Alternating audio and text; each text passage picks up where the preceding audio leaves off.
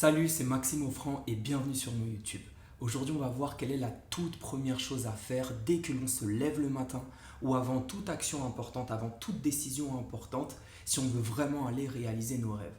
Parce qu'à l'heure de réaliser nos rêves, à chaque fois, on se pose la question du comment. On se dit, mais comment je vais faire?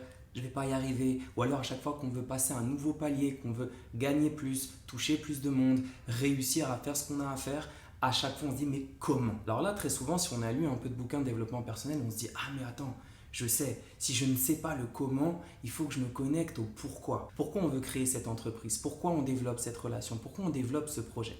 Mais très souvent, même en sachant le pourquoi on le fait, on n'arrive toujours pas à trouver la solution. Mais pourquoi? Parce que la première chose à faire dès que tu te lèves le matin ou avant toute décision et action importante, ce n'est pas une chose à faire, mais c'est une fréquence. Il est complètement illogique de vouloir aller réaliser tes rêves si à l'intérieur de toi tu cultives un cauchemar.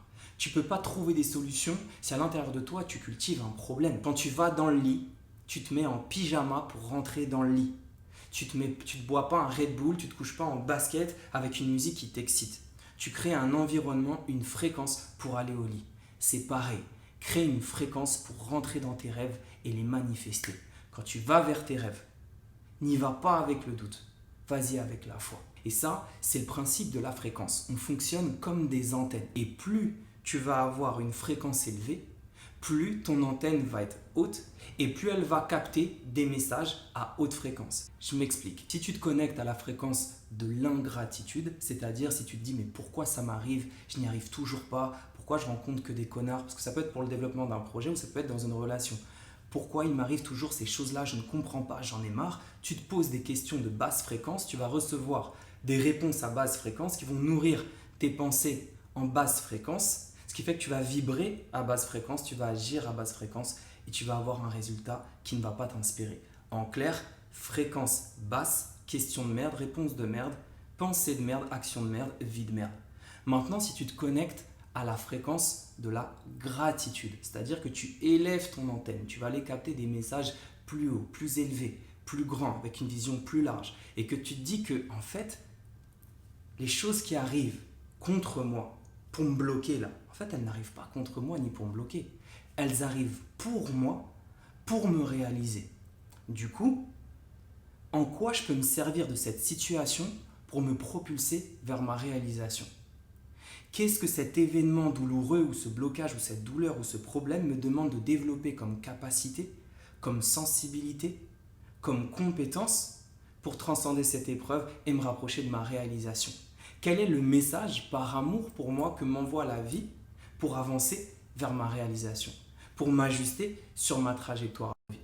Ce genre de questions t'ouvre un champ de réponses beaucoup plus large, beaucoup plus grand, qui vont t'apporter justement, qui vont nourrir des pensées avec une plus haute fréquence. Tu vas vibrer différemment et avec ces réponses que tu vas mettre en action, tu vas avoir des résultats différents qui vont être beaucoup plus cohérents avec la vision qui brûle dans ton cœur.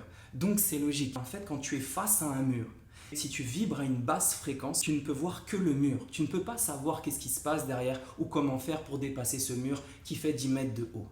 Mais si tout d'un coup tu élèves ta fréquence et que tu vas à celle de la gratitude par exemple, c'est comme si ton antenne tu la mettais à l'échelle d'une montagne et que toi là du haut de ta montagne, tu vois ton petit toit là qui est face à son problème, mais tout d'un coup tu peux lui dire hey, regarde, recule un peu, derrière je t'assure, il y a un passage, il y a des feuillages, tu ne le voyais pas, mais si tu vas sur la droite, il y a un passage, tu vas pouvoir passer.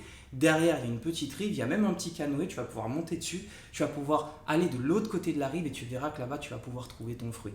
C'est un exemple pour te montrer que dès que tu prends de la hauteur, en te connectant à une plus haute fréquence, tu vas libérer le champ des possibles que tu vas pouvoir actionner avec des actions concrètes pour aller te réaliser. Et c'est ce que je dis constamment à mes élèves, c'est mais quand vous êtes bloqué sur quelque chose, connectez-vous d'abord à la fréquence de ce que vous souhaitez accomplir et c'est là que vous allez avoir l'idée, l'image, l'envie, l'intuition, l'inspiration, le contact, la personne qui va bien, qui va vous permettre d'ouvrir une porte.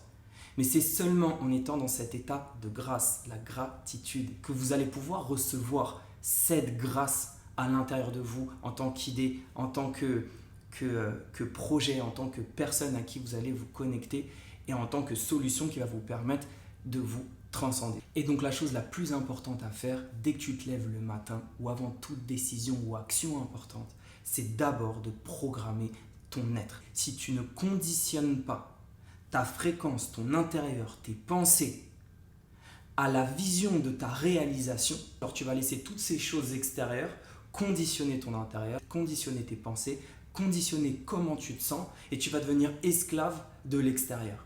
Alors que dans ce cas-là, tu oublies que c'est toi la source, c'est toi la cause, c'est de toi que tout part.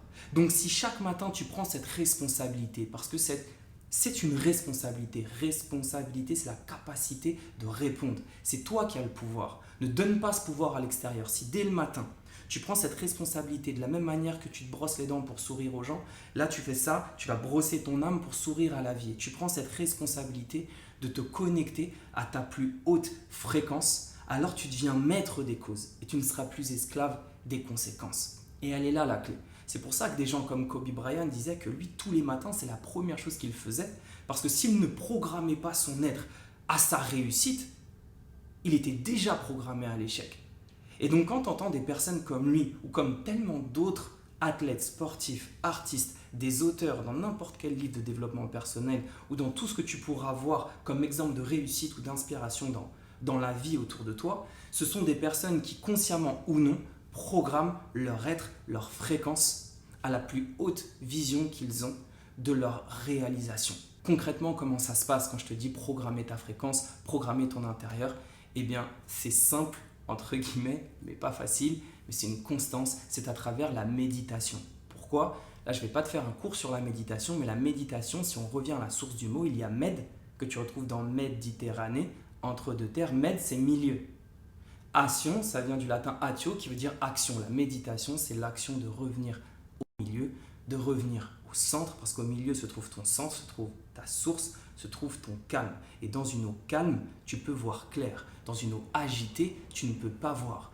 Donc la clé, c'est de constamment revenir au centre. Tu peux le faire le matin, tu peux le faire le soir, tu peux le faire durant la journée, encore une fois, à tout moment crucial de ton existence. Et je te conseille de le faire vraiment chaque matin et chaque soir, parce que c'est vraiment un must, parce que comme ça, tu es vraiment maître de ta fréquence à tout moment et tu n'attends pas d'être dans une crise pour méditer. Parce que très souvent, quand on n'apprend pas à méditer ou quand on n'est pas constant dans notre méditation, on a du mal à méditer et nos pensées, elles vont un peu partout. C'est comme un sport, c'est une discipline, ça se développe. Je disais que je ne voulais pas faire de cours sur la méditation et je me connais, là je suis en train de partir dessus, donc je vais m'arrêter maintenant.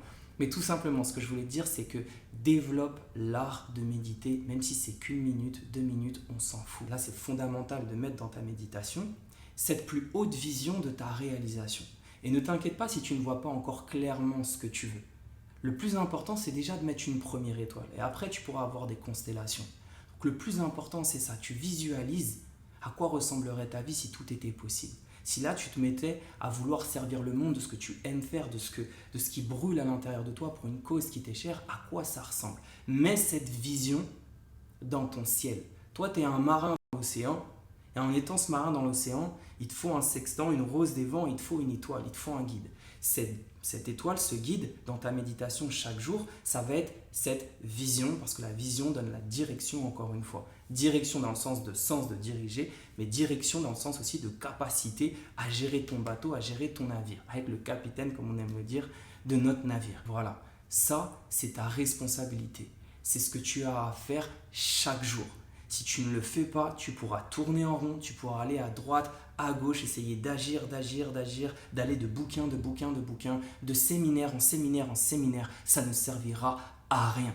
Ça ne sert à rien, je répète, ça ne sert à rien d'agir pour te réaliser si tu ne te connectes pas à la fréquence de tes rêves. Et si jamais tu oublies tout dans cette vidéo, rappelle-toi seulement de cette phrase. Un marin qui n'a pas la foi au milieu de l'océan, c'est un marin qui est mort.